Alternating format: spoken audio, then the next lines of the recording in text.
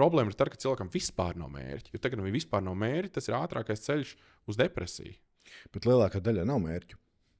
Ja mēs tagad izietu uz ielas un 10 cilvēkiem uzprasītu, kāds ir tavs mērķis, es teiktu, ka 9 nevarētu pateikt. Par to jau ir tā problēma. Ka problēma par to, ko tu man iepriekš saki, vai nebūs labāk mērķi. Nevajag labāk mērķi, vajag mērķis, punkts. Un vienkārši dopamīna pārsātinātība cilvēkiem uztais šo situāciju, ka viņam vispār nav mērķi.